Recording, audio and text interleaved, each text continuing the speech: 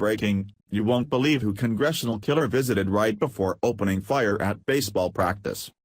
On top of being a rabid socialist Democrat and Senator Bernie Sanders supporter, 66-year-old James T. Hodgkinson of Belleville, Illinois, the scumbag who shot multiple people at a congressional baseball game practice and almost killed Republican Congressman Steve Scalise, had actually visited Bernie Sanders' office before that morning's shooting. And to make matters even worse for the Democrats and their violent anti-Trump rhetoric of resist at all costs, this would-be killer was also in email contact with both of the senators from his home state of Illinois. Senators Tammy Duckworth and Dick Durbin, which are both scumbag far-left extremist liberals themselves. Do we need any more proof as to who instigated this mentally disturbed individual? Interesting, don't you think? Newsmax reports. Violent rhetoric of left called out many times before shooting. Someone is going to get hurt, or worse. I wrote those words in this space in a February column entitled Democrats' Rhetoric Risks Violence.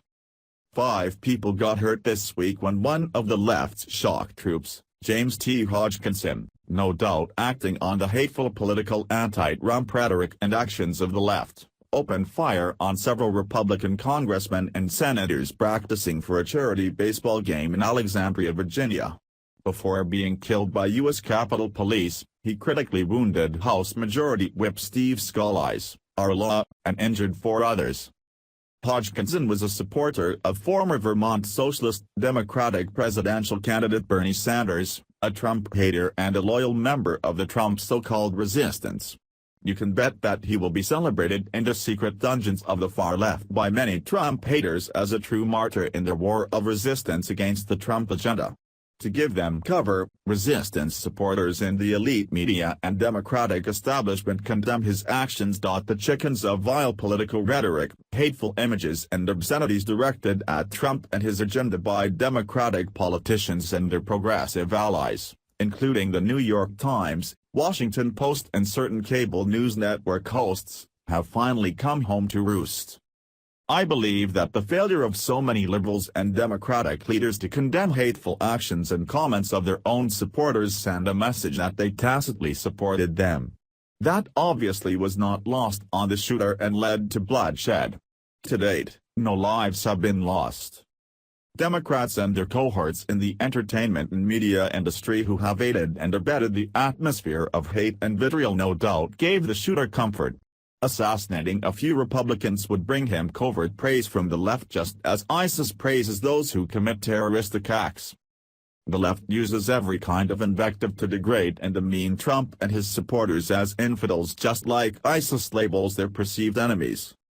If it is okay to call for the frying of cops like bacon, pretend you are shooting, beheading, or stabbing the president, or destroy property and prevent conservatives from speaking without any condemnation from Democrat leaders, then why not go the next step and kill a few of the infidels? Keep in mind that it was not Trump supporters spewing hatred and despicable words against those with whom they had political disagreements. It was the Democrats' key allies, from violent street and college campus protesters, potty-mouthed politicians ranging from the chairman of the Democratic National Committee, DNC, Tom Perez, the F. Donald Trump chant at the California Democratic Party convention, to the F-bomb peppered anti-Trump remarks of New York Democrat Senator Kirsten Gillibrand at New York University. None of these actions merited any criticism from Democrat leaders. Of course, after the shooting, the hypocrites were quick to express shock and dismay. Senator Sanders rushed to the Senate floor to condemn violence, and House Minority Leader Nancy Pelosi, DCA, said the shooting was an injury in the family.